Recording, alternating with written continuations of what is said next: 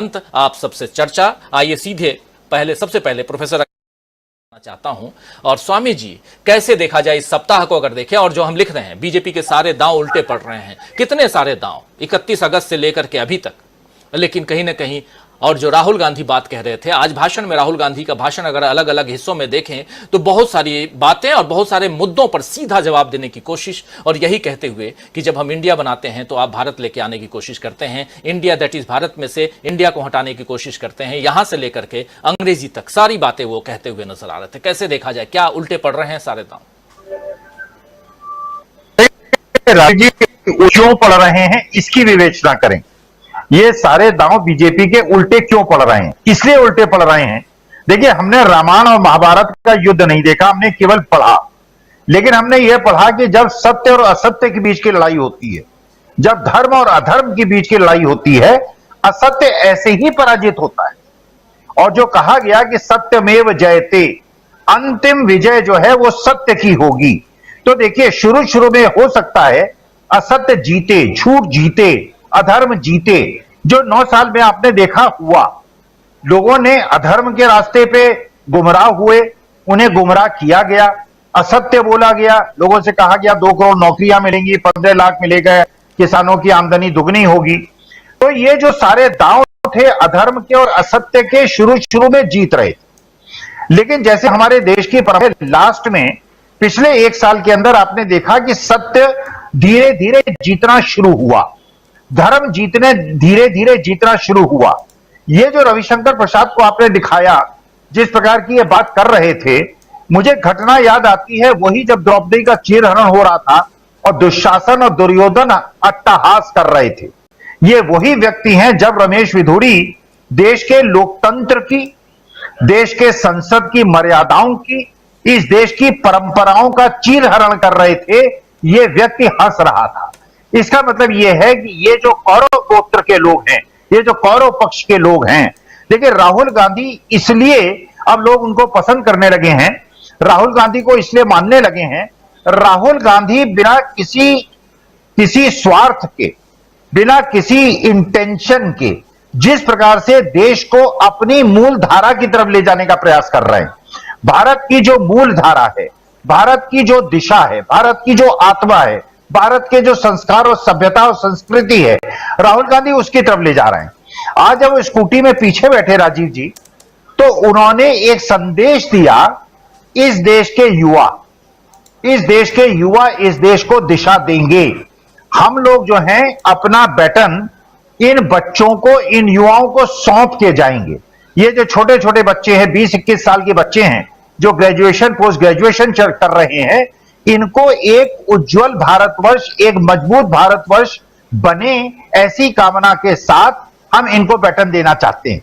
तो राहुल गांधी ये निर्देश, एक बात कह रहे हैं, और न केवल युवा बल्कि बेटियों को, नारियों को, लड़कियों को वो कह रहे हैं तुम ड्राइविंग सीट पे रहो और मैं पीछे बैठा हूं, मैं केवल मार्गदर्शन करूंगा और तुम दिशा दो इस देश को अच्छे कल की तरफ ले चलो, अच्छे भविष्य की तरफ ले चलो, भारत को वैसा उज्जवल भारत जिसका सपना हमारे देश के स्वतंत्रता संग्राम सेनानियों ने देखा था, भगत सिंह ने और चंद्रशेखर आजाद ने, अशफाकुल्लाह खान ने देखा था, उस दिशा में ले चलो। ये जो नरक की तरफ ले जा रहे हैं, असत्य और अधर्म की तरफ लोग ले जा रहे हैं, अशांति की तरफ ले जा रहे हैं, धार्मिक विद्वेष की तरफ ले जा रहे हैं, इधर से देश को मोड़कर, देश को नई दिशा में, जो हमारे देश की सभ्यता, संस्कृति और परंपरा है, उस तरफ ले चलो।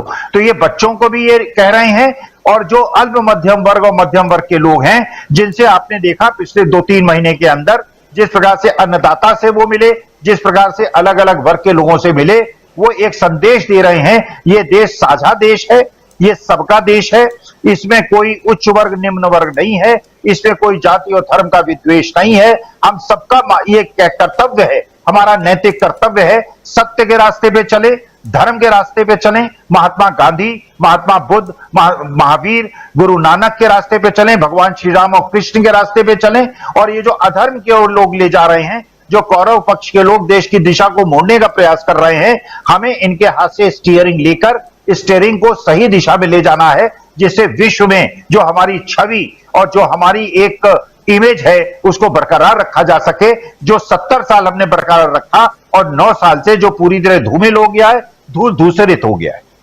बिल्कुल 70 साल से धूल धूसरित और धूमिल की बात आप कर रहे हैं, लेकिन इसी 70 साल को लेकर के बीजेपी और खासकर मोदी जी जो कुछ कहते रहे हैं कि 70 साल में क्या किया, यहां 2014 से ही जो कुछ हुआ है सो हुआ है, इस पर बहुत सारी बातें हम लोग करते रहे हैं। लेकिन राजनीति है, सियासत है, वहां तक तो ठीक है, जायज है, लेकिन आप सियासत से बाहर अगर आम जनता को भी ये समझाने की कोशिश करेंगे तो फिर यहां तकलीफ बढ़ती है। जरा प्रेम कुमार जी आपके पास आना चाहता हूं, कैसे आप देखते हैं पूरे सप्ताह भर में जो घटनाक्रम है उसमें सबसे बड़ी बात आपको क्या दिखाई दे रही है? कहां यहां फंसती हुई, कहां उसके दांव, बीजेपी के दांव उल्टे पड़ते हुए आपको दिखाई देते हैं?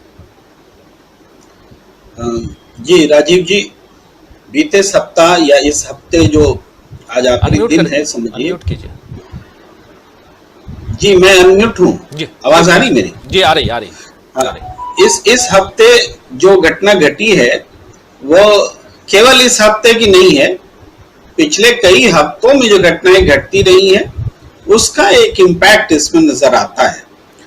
स्पेशल सत्र की घोषणा तो पहले हुई थी, स्पेशल सत्र ने सबको चौंकाया था और उसमें क्या हो सकता है इसको लेकर के ये मास्टर स्ट्रोक हो सकता है, वो मास्टर स्ट्रोक हो सकता है, कई बातें सामने आई थी। कॉमन सिविल कोड, एक देश एक चुनाव और तरह तरह के परमुटेशन कॉम्बिनेशन। लेकिन आखिरकार जब महिला आरक्षण बिल आया और वो भी कैबिनेट में मीटिंग होने के बाद, तय होने के बाद भी देश को नहीं बताया जा रहा था और इसको इस रूप में पेश किया जा रहा था कि कुछ ऐसा धमाका होगा, नई संसद में नया धमाका, नए तरीके से, नए अंदाज से इस रूप में लाए जाने की कोशिश की गई। लेकिन जब सबके सामने आया तो इस बिल में नया कुछ भी नहीं था, बल्कि जो पारित विधेयक था राज्यसभा में उसको ही कैरी कर सकते थे, उसको इन्होंने नहीं किया। ये बोलने के लिए कि आखिरी गोल जो मारता है उसी का नाम होता है, यही बोलने के लिए उन्होंने ऐसा किया, जबकि कंटेंट में वही कुछ भी नया नहीं था। अगर ओबीसी को इंक्लूड कर देते तो एक बात समझ में आती कि कुछ नया धमाका था, तो नया धमाका भी नहीं हुआ। तो महिला आरक्षण बिल को लेके जो सरप्राइज फैक्टर क्रिएट करना चाहते थे वो सरप्राइज फैक्टर क्रिएट नहीं हुआ, बल्कि इंडिया में सरप्राइज फैक्टर क्रिएट किया कि लोकसभा में सिर्फ 2 मत विरोध में थे और राज्यसभा में पूरी तरीके से वो 1 मत से पारित हुआ। ये चौंकाने वाला फैक्टर था और उसके एहतियातन उस नोट के साथ था कि ओबीसी का आरक्षण होना चाहिए। चौंकाने वाला फैक्टर ये था कि भारतीय जनता पार्टी के थिंक टैंक ने सोचा कि महिला आरक्षण बिल अगर हम लाएंगे तो इंडिया के सभी घटक दल ओबीसी के सवाल पर जिस तरीके से पहले बंटे हुए थे एक बार फिर ये लड़ते हुए नजर आएंगे। लेकिन हुआ क्या, इंडिया के घटक दलों ने देखा कि ये बिल तो अभी आने वाला है ही नहीं, इफेक्ट में कानून बन जाता है तो, और जब कानून बन जाने के बाद आने वाला ही नहीं है तो 2024 में तो हम आएंगे, हम देखेंगे कैसे करना है और कैसे जल्दी निपटना है इसको, तो हम क्यों लड़े 24 से पहले। इन्होंने लड़ने से मना कर दिया, बोला चलो सपोर्ट है, जो मूव आप ले रहे हैं आपका सपोर्ट है, तो वो पारित हो गया। अब विरोध पैदा हो गया बीजेपी में, नहीं उमा भारती खड़ी हो गई। आज भी भोपाल में बैठक हो रही है ओबीसी की, बहुत बड़ी बैठक उन्होंने बुलाई, इससे पहले भी उन्होंने बुलाई थी। तो ये जो ओबीसी को उन्होंने जगाने का प्रयास किया ये रुकने वाला नहीं है। पूरे देश का ओबीसी वर्ग इस मुद्दे पर भारतीय जनता पार्टी को सवाल पूछ रहा है कि जिस बात को लेके बीजेपी 2010 में बोला करती थी, उससे पहले बोला करती थी, आज वो भूल क्यों गई। तो महिला आरक्षण बिल लाने का दांव, सरप्राइज फैक्टर खत्म हो गया, इंडिया में कोई फूट नहीं पड़ी, उल्टा देश का ओबीसी वर्ग खिलाफ हो गया। ओबीसी वर्ग की जब बात आती है तो ये बात बताना जरूरी है कि 2009 में ओबीसी का जो वोट भारतीय जनता पार्टी को मिला था उसका दुगना हो गया 2019 में, 22% से 44%, और ये 44% मायने रखता है। ये वोट बैंक अगर छिटका या खिसका तो भारतीय जनता पार्टी सत्ता में बनी नहीं रह सकती है। ये इतना बड़ा उल्टा दांव पड़ा है कि आप कल्पना अभी नहीं कर सकते, लेकिन हमें दिख रहा है कि आगे क्या हो सकता है। ये इंटेंसिफाई होगा इसका इम्पैक्ट, ये मैं फिलहाल आपको कह रहा हूं जी। इसका इम्पैक्ट जो है ओबीसी का मामला, और वो भी आरक्षण में, महिला आरक्षण को भुनाने की कोशिश, लेकिन क्या यहां उल्टे पड़ते दिखाई दे रहे हैं बीजेपी के दांव, यही हम समझने की कोशिश कर रहे हैं। लेकिन न सिर्फ महिला आरक्षण, लेकिन बहुत सारे अलग अलग मुद्दे। डॉक्टर प्रकाश हिंदुस्तानी जी, आप कैसे देखते हैं, कैसे आप देख रहे हैं कि दांव जो हैं, सारे दांव जैसे जैसे आगे बढ़ रही है बीजेपी, चुनाव जैसे जैसे करीब आ रहे हैं, वैसे वैसे, और जो भी दांव यहां चल रही है, जो भी रणनीति के साथ आगे बढ़ रही है बीजेपी, वहां वो पीछे खिसकती हुई नजर आ रही है। राजीव जी, बीजेपी के नेता लगातार जो योजनाएं बनाते रहे, वे एक के बाद एक दांव उल्टे पड़ते जा रहे हैं। और ताजे दांव के बारे में अभी प्रेम कुमार जी ने बताया कि किस तरह से उनका बीजेपी के दांव उल्टे पड़ रहे हैं। महिला आरक्षण को लेकर जो राजनीति बीजेपी करना चाहती थी, वो अब उसे लग रहा है कि कहीं लेने के देना न पड़ जाए, इसलिए वो चिंता में है। बिधूरी के मामले में भी बीजेपी कुछ कर नहीं रही है, और इससे भी बीजेपी मुश्किल में है। रमेश बिधूरी ने जो भी आरोप लगाए थे, एक सांसद को जो भी शब्द कहे, जो शब्द उन्होंने कहे, वो शब्द इस देश में कहीं भी कहना मुनासिब नहीं समझा जाता। हम सब जानते हैं कि जो बात आप अपने बेडरूम में करते हो, ड्राइंग रूम में उन शब्दों का इस्तेमाल नहीं करते। जो शब्द ड्राइंग रूम में इस्तेमाल करते हो, सड़क पे नहीं करते। जो सड़क पे शब्द इस्तेमाल करते हो, संसद में नहीं कर सकते। संसद की अपनी मर्यादा है। लेकिन बीजेपी के पास जब कोई दांव बचा नहीं, तो वो इस तरह की कोशिशें करते हैं बीजेपी के नेता, ताकि मामले को किसी और दिशा में ले जाया जा सके।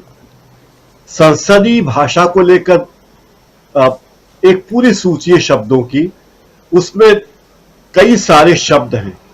शकुनी और जयचंद से लेके विनाश पुरुष और खून की खेती, उचक्के, अहंकार, कांव कांव करना जैसे कई सारे शब्द हैं।